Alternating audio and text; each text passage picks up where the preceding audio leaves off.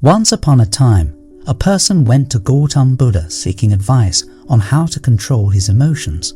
The person was struggling with anger and frustration, and he was looking for a way to manage his emotions better. Buddha smiled and asked him to sit down. He said, "I will tell you a story. Once upon a time, there was a king who ruled a prosperous country. One day, he decided to visit the neighboring kingdom. He had heard that the king of that kingdom was famous for his wisdom. When the king arrived, he was welcomed with great honor.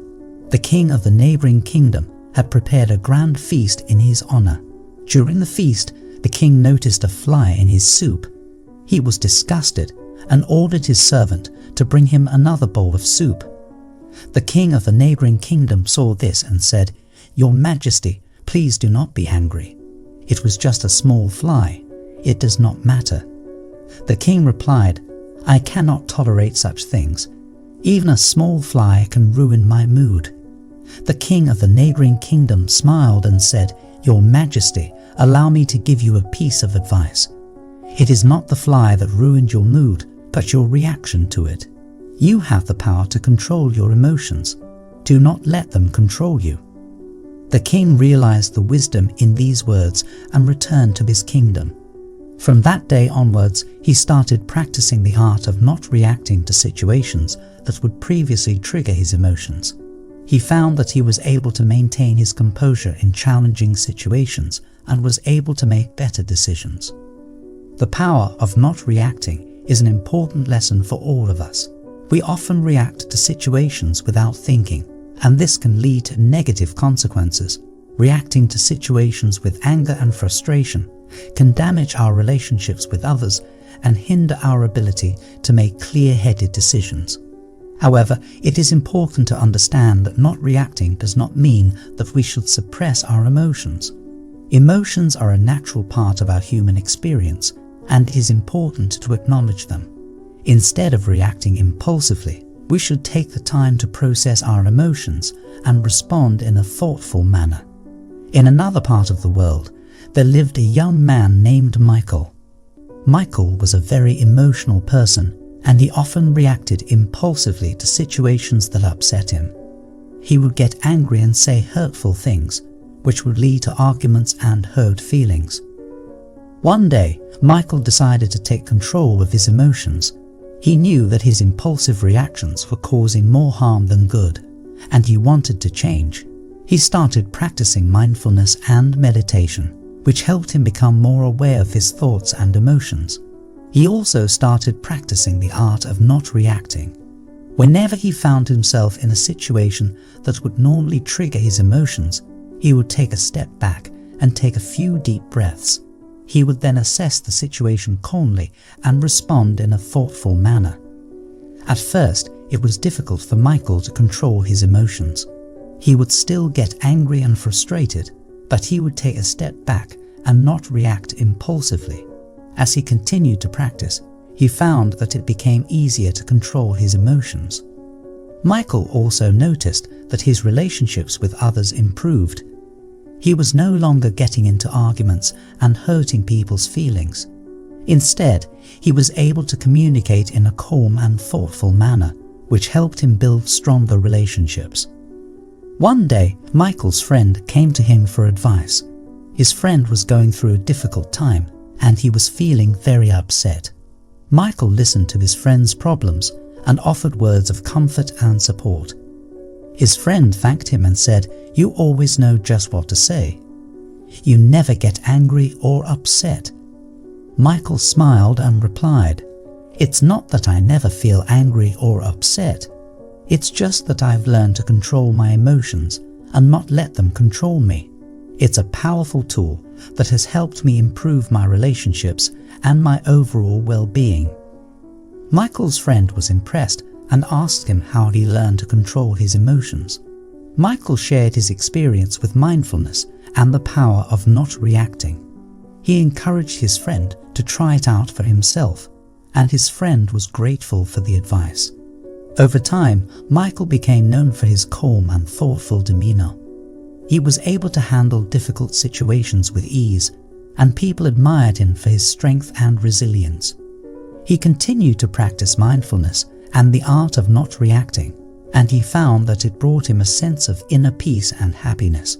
The power of not reacting is a valuable lesson that we can all learn from. It takes practice and patience, but the rewards are well worth it.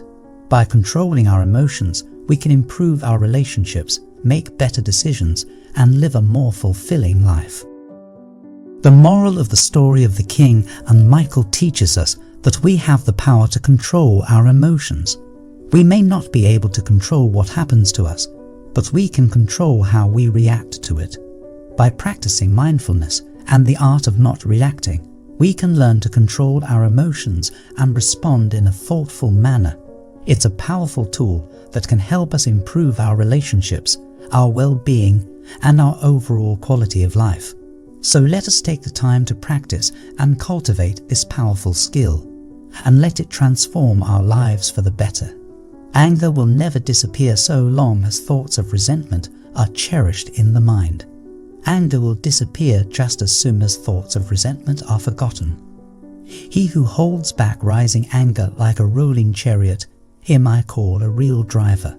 Other people are but holding the reins. Holding on to anger is like drinking poison and expecting the other person to die. One who conquers himself is greater than another who conquers 1,000 times 1,000 on the battlefield. Do not be led by your reactions, be led by your actions. Peace comes from within. Do not seek it without. In a controversy, the instant we feel anger, we have already ceased striving for the truth and have begun striving for ourselves. The mind is everything. What you think, you become. You will not be punished for your anger. You will be punished by your anger. The root of suffering is attachment. If you want others to be happy, practice compassion. If you want to be happy, practice compassion. Letting go gives us freedom, and freedom is the only condition for happiness. If in our heart we still cling to anything, anger, anxiety, or possessions, we cannot be free. Better than 1,000 hollow words is one word that brings peace. All that we are is the result of what we have thought. Respond, don't react. Respond with reason, not emotion. In the end, only 3 things matter: how much you loved, how gently you lived, and how gracefully you let go of things not meant for you. He who experiences the unity of life sees his own self in all beings, and all beings in his own self, and looks on everything with an impartial eye. Happiness never decreases by being shared. We are shaped by our thoughts. We become what we think. Do not dwell in the past. Do not dream of the future. Concentrate the mind on the present moment. 3 things cannot be long hidden: the sun, the moon, and the truth. The only way to find true happiness is to let go of your attachment to things and people. The mind is everything. What you think, you become. It is a man's own mind, not his enemy or foe, that lures him to evil ways. An idea that is developed and put into action is more important than an idea that exists only as an idea. There is no fire like passion. There is no shark like hatred. There is no snare like folly. There is no torrent like greed. What we think, we become. All that we are arises with our thoughts. With our thoughts, we make the world. If you want to fly, you have to give up what weighs you down. If you want to change the world, change yourself first. Happiness is not something ready-made. It comes from your own actions. The trouble is you think you have time. The mind is like water. When it's turbulent, it's difficult to see. When it's calm, everything becomes clear. The tongue, like a sharp knife, heals without drawing blood. Do not seek to follow in the footsteps of the wise. Seek what they sought. Purity or impurity depends on oneself. No one can purify another. Let us rise up and be thankful, for if we didn't learn a lot today, at least we learned a little. And if we didn't learn a little, at least we didn't get sick. And if we got sick, at least we didn't die. So let us all be thankful.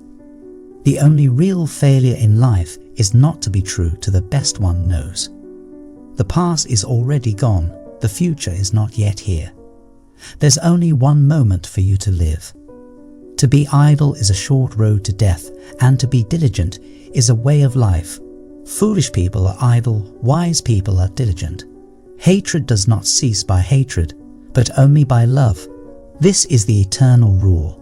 Whatever a monk keeps pursuing with his thinking and pondering, that becomes the inclination of his awareness. Do not dwell in the past, do not dream of the future, concentrate the mind on the present moment. The mind is everything. What you think you become. Do not look for a sanctuary in anyone except yourself. The only way to do great work is to love what you do. If you haven't found it yet, keep looking. Don't settle.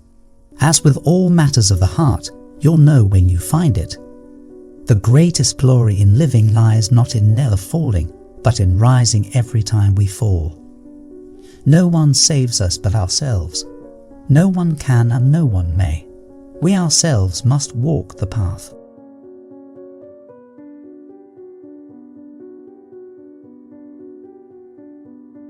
Subscribe now and press the bell icon.